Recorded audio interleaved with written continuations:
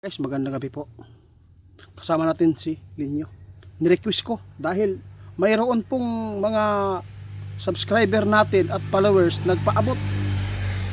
Mayroon po daw namataan dyan sa Israel na mga ibon na kulay itim. Nagsingliparan, ang dami, libo-libo. Kaya parang nagkakagulo ang ibon. Alam po niyo mga idol, kapag mayroon pong ganyan na hindi pangkaraniwan, talagsa lang ba? Ibig sabihin yan mga idol, may ibig sabihin yan. Pero itatanong natin kay kaibigan, kasi si kaibigan po talaga ang ating sandalan dito. Kaibigan, salamat. Tungkol po ito sa nag-request sa atin. Ano po bang ibig sabihin sa ibon na to? Kasi bakit daw ngayon nangyari na mayroon pong digmaan? Di kaya ito tatakot lang sa paputok?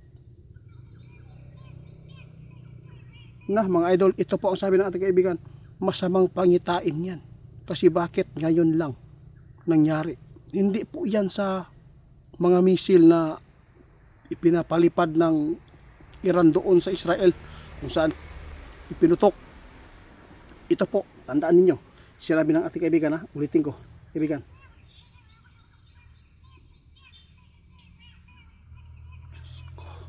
Guys, hindi ito maganda. Hindi lang po sa Iran at Israel ito. Porket dyan po nakita na mataan ang ibon sa Israel, masamang sign po yan mga idol. Yun po ang totoo. Hindi lang Middle East ang maiipit dito. Guys, paghandaan po ninyo itong paywatig ng mga ibong ito. Dahil hindi po yan sila natakot sa paputok, kundi babala ito. Sign dyan sa Israel.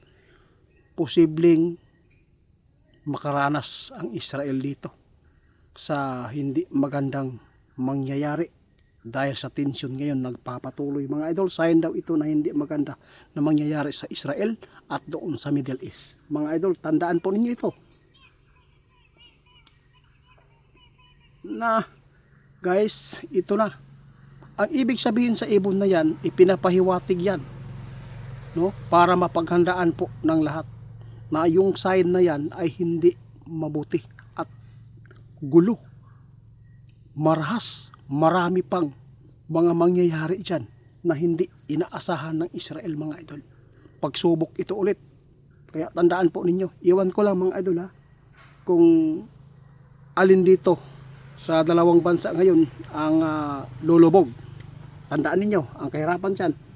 Ang nakakilabot dito, sinabi ng kaibigan, porket nakita po ang ibon dyan sa Israel, doon na lahat mabubuhos ang malagim. Kundi lahat ng yung mga lugar dyan malapit sa Iran, sa Middle East, yun po. Tandaan ninyo mga idol, baka mayroon tayong mga kababayan niya makapanood ngayon nandyan po sa mga area sa Middle East no?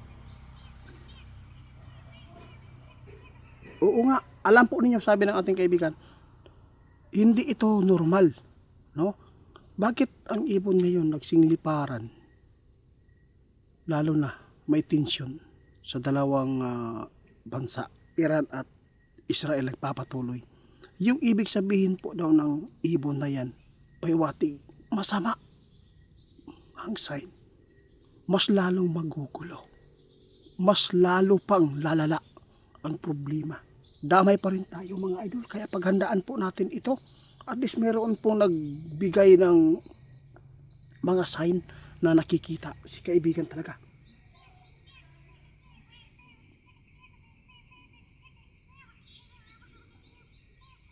Ito, kung sino man po ang gusto talagang umuwi na dito sa atin, maganda, umuwi na lang muna.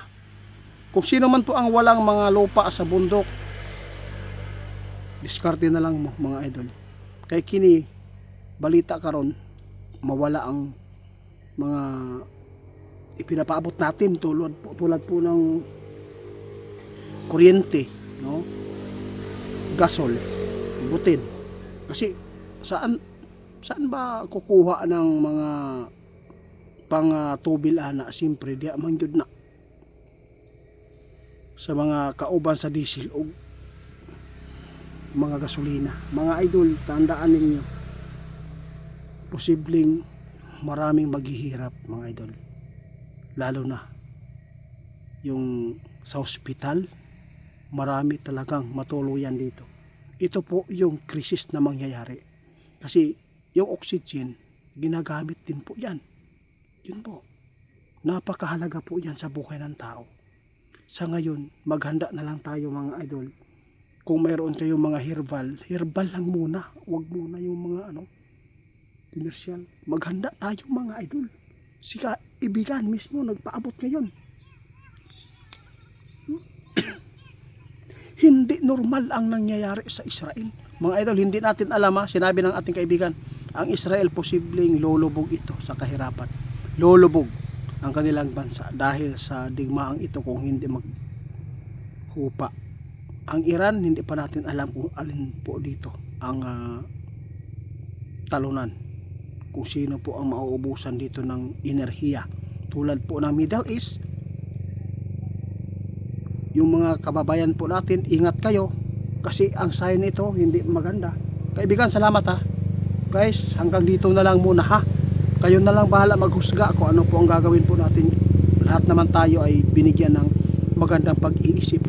Isipin natin mabuti ngayon hanggat wala pang World War III.